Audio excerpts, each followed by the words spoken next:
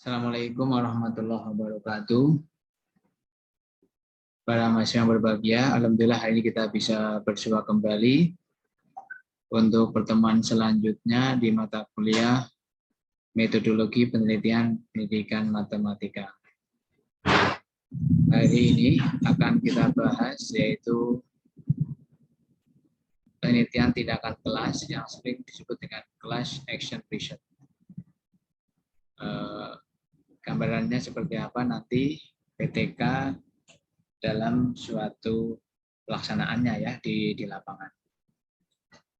Langsung saja ya, yang pertama adalah pengertian PTK.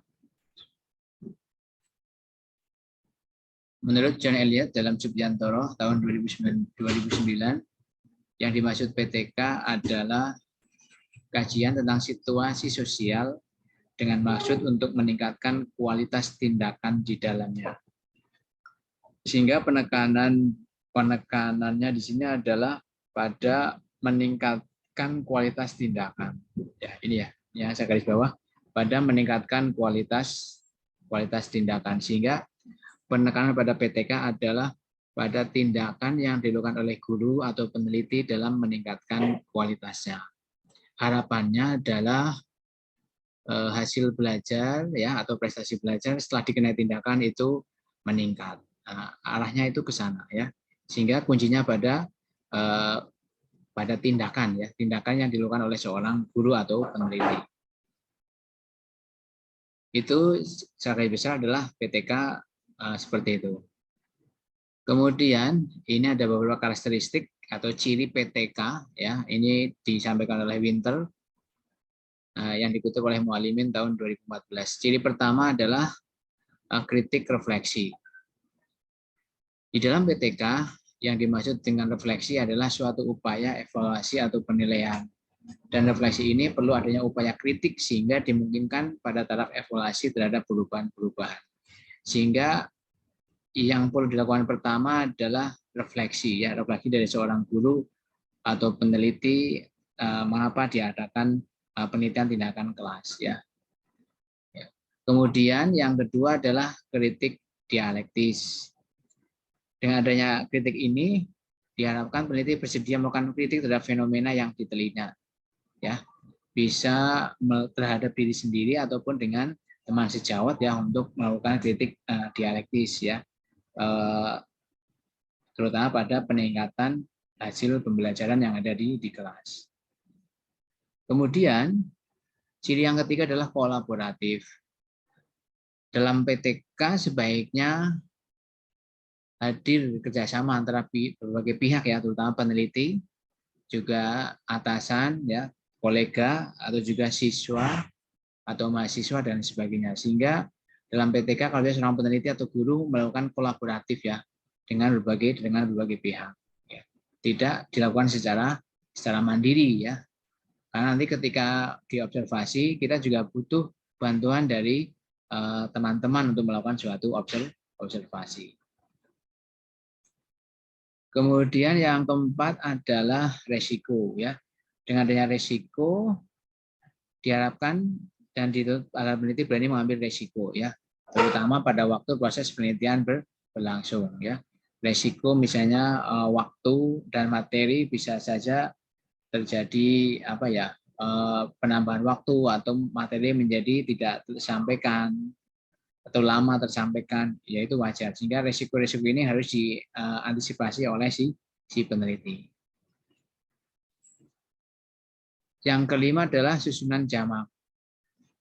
PTK memiliki struktur jamak ya, karena dalam penelitian ini bersifat dialektis, reflektif, partisipatif ataupun juga kolaboratif. Jadi yang seperti saya sampaikan di awal ya, sehingga di sini dalam PTK perlu kita bersifat kolaboratif ya, reflektif dan juga dialektis. Yang keenam adalah internalisasi teori dan praktik ya. Peran teori sangat penting untuk PTK karena nanti ini untuk dipraktekkan. Begitu pula sebaliknya, sehingga keduanya dapat digunakan dan dikembangkan bersama. Sehingga teori-teori yang digunakan itu sangat mendukung untuk praktek-praktek nanti PTK yang berlangsung di kelas.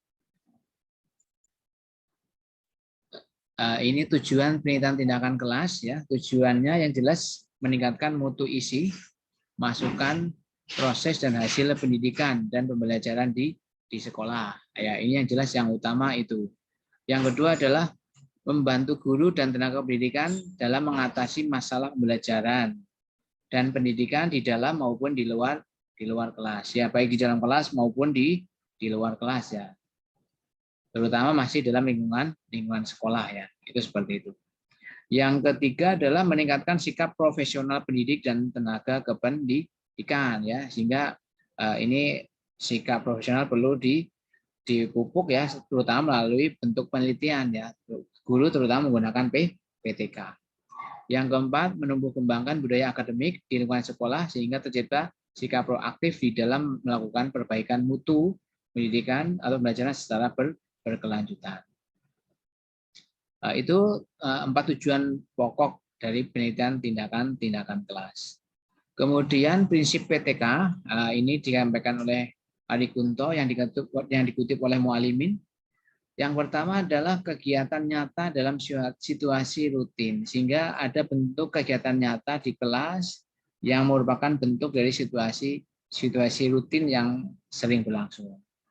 Yang kedua adalah adanya kesadaran diri untuk memperbaiki kinerja, sehingga guru perlu kesadaran diri untuk melakukan kinerja, sehingga proses reflektif di sini sangat penting sekali untuk dilakukan. Ya. Yang ketiga adalah SWOT sebagai dasar berpijak.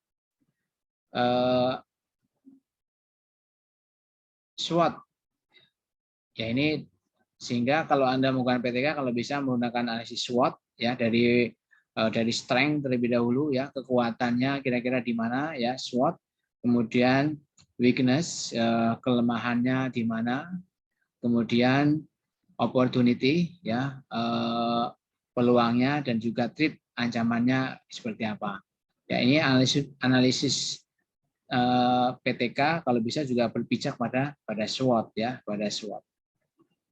Yang keempat adalah upaya empiris dan sistematis ya. Ini merupakan penerapan dari prinsip ketiga, sehingga dalam PTK kalau bisa ada upaya empiris dan sistematif. Kemudian yang kelima adalah prinsip SMART, yaitu specific, manageable, acceptable, achievable, realistic, dan time bound. Untuk lebih jelasnya nanti ada di modul terkait dengan penjelasan dari masing-masing SMART ini ya, seperti itu. Kemudian sekarang model-model PTK. Model-model PTK ini yang kita bahas ada 3, yaitu model Kurt Lewin, model Kemish and McTaggart, dan model John Elliott ya, John Elliott. Seperti apa ya Kurt Lewin ya? Kurt Lewin ini ada bentuknya siklis ya, sehingga siklis berbentuk seperti lingkaran. Yang pertama dari sini dulu ya, ini dari planning, perencanaan, ini langkah awalnya dari planning, kemudian tindakan ya, langkah kedua ya, kemudian observing, pengamatan, dan juga refleksi terakhir. Bisa juga kita mulai dari refleksi ya, mungkin guru melakukan refleksi dulu pembelajaran di kelas ya, mungkin ini yang pertama juga bisa ya. Ya, ini kemudian pengamatan ke sini langkah kedua juga boleh, kemudian tindakan ya, kemudian pengamatan, dan yang terakhir adalah nanti refleksi kembali. Seperti itu juga boleh ya, sehingga bisa dilakukan dulu melalui refleksi yang ada di pembelajaran di kelas, baru melakukan perencanaan, tindakan, pengamatan, dan juga refleksi. Yang penting bentuknya siklis seperti ini. Kemudian ada model Kemish and McTaggart, ini bentuknya spiral ya. Kita dari mana? Dari plan ini ya. Plan ini kita mulai dulu ya. Kalau Kemish dan Taggart ini dalam satu siklus itu hanya tiga kegiatan. Yang pertama plan, yang kedua acting and observer, dan yang ketiga itu reflect. Sehingga di sini 3 aktivitas ini untuk siklus pertama ya, planning ya, kemudian acting and observer, dan yang ketiga refleksi. Kemudian lanjut ke siklus kedua ya, ini bawahnya ya, ini siklus kedua ke bawah ya. Ya, kemudian dimulai dari revise plan ya, merevisi rencana, kemudian acting and observing, observasi, dan juga refleksi ya. bentuknya ini spiral. Berlanjut seterusnya sampai hasil yang diharapkan ini tuntas, ya seperti itu. Kemudian bentuk yang ketiga adalah John Elliott, ya ini hampir sama sebetulnya seperti model sebelumnya, cuma di sini apa ya gabungan dari modelnya yang pertama dan yang kedua, ya di sini ada siklis dan juga spiral, ya spiralnya tapi datar ini ya. Yang pertama dari perencanaan ini ya, ini yang pertama dari perencanaan, kemudian pelaksanaan, ya kemudian pengamatan, dan yang keempat adalah refleksi. Ini masuk siklus 1. Jika dalam refleksi ini masih ada beberapa kekurangan, maka nanti peneliti bisa melanjutkan ke siklus 2. Dimulai dari mana? Ya dari perencanaan kembali, ya. Kemudian pelaksanaan, ya, yang ketiga pengamatan, ya yang keempat adalah refleksi. Demikian juga jika siklus 2 belum memenuhi, maka dilanjutkan dengan siklus 3. Langkahnya sama seperti itu, ya, seperti itu. Kemudian langkah-langkah PTK, ya, ini langkah-langkah PTK yang pertama adalah pengembangan fokus penelitian, ya. Yang pertama adalah merasakan adanya masalah, kemudian identifikasi masalah, kemudian analisis masalah, dan juga rumuskan masalah, ya. Biasanya ini muncul ini di bab 1, ya, di bab 1 penelitian itu adalah fokus penelitian atau latar belakang atau identifikasi masalahnya muncul di sana. Ya, kemudian langkah kedua, ya, ini adalah pada pelaksanaan tindakan, ya. Setelah itu solusi berdasarkan hipotesis tindakan, ya. Sehingga nanti di PTK itu muncul yang namanya hipotesis tindakan, ya. Ini yang membedakan dengan penelitian kuanti yang mereka menggunakan hipotesis yang nanti akan diuji menggunakan statistik inferensial.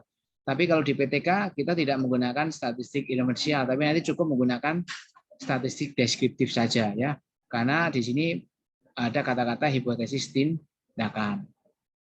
Kemudian analisis kelayakan hipotesis tindakan dan persiapan tindakan. Apa saja, ya? Yang pertama adalah utamanya adalah membuat RPP, ya. Ini membuat RPP yang akan digunakan untuk dalam pembelajaran, ya. Yang paling penting adalah bentuk tindakan itu harus muncul di RPP, terutama pada kegiatan inti, ya. Kegiatan inti yang disusun oleh guru itu memuat tindakan yang akan direncanakan. Ya, kira-kira seperti apa, ya. Kemudian jangan lupa, ya, siapkan juga lembar-lembar pendukung seperti lembar observasi, ya, kisi-kisi instrumen tes, ya, untuk mengetahui prestasi belajar, ya. Kemudian, ya, dilaksanakan, apakah nanti dilaksanakan secara individual ataupun kolaborasi, ya. Kemudian setelah itu bisa dilakukan analisis data. Lakukan simulasi, ya, jika memang itu perlu dilakukan, ya, sehingga dalam persiapan terutama yang paling penting adalah pada RPP, yaitu rencana pelaksanaan pembelajaran. Gambaran tindakannya usahakan terlihat di RPP tersebut. Pelaksanaan dan observasi langkah ketiga, ya. Pelaksanaan tindakan ini arahnya pada tindakan perbaikan, observasi dan interpretasi. Ini hal-hal yang diamati meliputi proses tindakan, efek yang timbul dari tindakan tersebut, dan hambatan yang ditemui selama proses tindakan. Kemudian diskusi balikan, ya, diskusi balikan, pembahasan mengacu pada penetapan sasaran dan strategi perbaikan untuk menentukan perencanaan selanjutnya, ya. Biasanya setelah akhir siklus 1, ya, ini bisa melakukan perencanaan untuk siklus selanjutnya. Nah, ini langkah keempat adalah analisis dan refleksi, ya. Analisis data, ya, tadi saya katakan di PTK ini menggunakan statistik deskriptif, ya. Nah, ini, ya, tolong dibedakan antara statistik deskriptif dengan statistik inferensial, ya, karena tergantung dari sampel yang kita ambil, ya. Kenapa di PTK menggunakan ini deskriptif? Karena memang semua anggota populasi itu jadikan sampel, ya, atau dikatakan itu sampel jenuh, ya. Sehingga maka di sini statistik yang digunakan adalah statistik deskriptif, ya, bukan statistik inferensial. Untuk menentukan nilai akhir belajar bisa menggunakan rumus berikut, yaitu N sama dengan SP per SM dikali 100%. N itu nilai persen yang dicari, SP itu skor mentah yang diperoleh siswa, ya ini skor mentah, dan yang SM itu skor maksimum. Misalkan SP berapa? Misalkan SP skor mentah ya, misalkan SP itu 80, ini skor mentah yang diperoleh siswa. SP, SM-nya berapa? Misalkan SM, ya ini skor maksimum berarti 100 ya. Ini 100, berarti N-nya berapa? Ya N sama dengan 80 ya dibagi 100 ya dikali 100% kan gitu. 100% sama dengan berapa? 80%.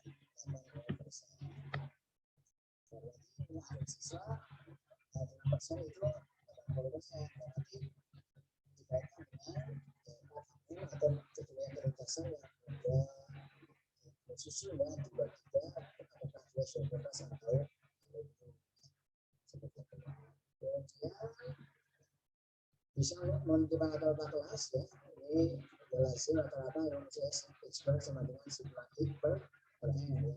Sigma X itu rataan ya, X bar itu rataan, sigma X jumlah nilai seluruh siswa N banyak siswa. Soalnya tidak masalah ya rataan. Dan yang selanjutnya kenutasan belajar klasikal. Ya, ini apakah sudah tuntas atau belum, dirumuskan dengan P sama dengan sigma T per sigma N dari 100%. P di sini tuntas belajar klasikal, sigma T jumlah siswa yang tuntas belajar, sigma N jumlah siswa secara keseluruhan. Ya, itu seperti ini. Misalkan contoh, misalkan sigma T di sini sigma T ya, jumlah siswa yang tuntas belajar misalnya lebih dari KKN ya. Misalnya ada 25 ya, 25 siswa.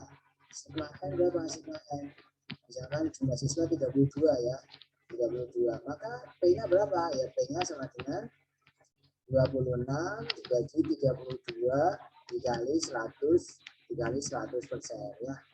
Ini hasilnya berapa? Ini hasilnya sekitar 81, sekian ya, sekian persen.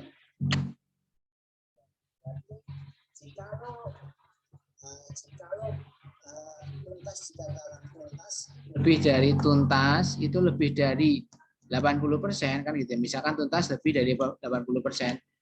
Ya walaupun ada berapa? Ada 6 siswa belum tuntas di sini. Ada 6 siswa belum tuntas ya. 6 siswa belum tuntas. Dapat dikatakan kapasitas belajar klasikal sudah tuntas karena sudah di atas 80%, itu 81,9%.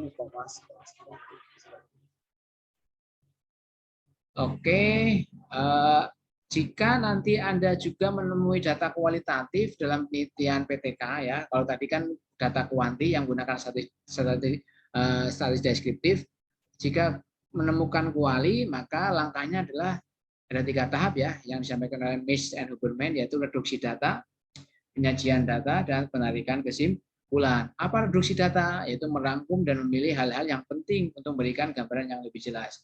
Setelah ada reduksi ya dirangkum dan dipilih kemudian disajikan dalam uraian singkat dan bentuk naratif ya, dan nanti yang ketiga adalah ditarik kesimpulan. Ini dilakukan juga dengan didukung oleh bukti-bukti yang valid. Itu kemudian langkah selanjutnya adalah refleksi ya. Ya, ini perlu dilakukan untuk mengkaji apa yang telah terjadi ataupun yang belum terjadi ya. Di sini juga bisa untuk menentukan langkah selanjutnya ya, apakah berhasil atau belum pada siklus sebelumnya. Ini perlu dilakukan ya, refleksi itu ya. Penting ya, karena di sini untuk menetapkan langkah-langkah lebih lanjut dalam upaya mencapai tujuan pembelajaran atau tujuan penelitian tindakan kelas. Ya, ini gambaran garis besar PTK seperti ini ya. Ini siklus 1, siklus 2 ya. Siklus 1 ada perencanaan, pelaksanaan, pengamatan, refleksi, siklus 2 ya. Nanti seperti itu ya. Kemudian nanti siklus selanjutnya jika ada ya, siklus selanjutnya jika itu ada. Sekali garis besar langkahnya adalah seperti ini ya, seperti ini ya, berupa siklus ya, berupa siklus. Ini perbedaan PTK dengan selain PTK ya. Saya rasa tidak perlu saya sampaikan ya. Yang penting alurnya PTK adalah seperti itu ya, seperti itu. Oke, sekian dan terima kasih ya. Semoga ini bermanfaat bagi Anda para mahasiswa bagaimana mempelajari tentang penelitian tindakan kelas ya. Oke, saya akhiri ya. Assalamualaikum warahmatullahi wabarakatuh.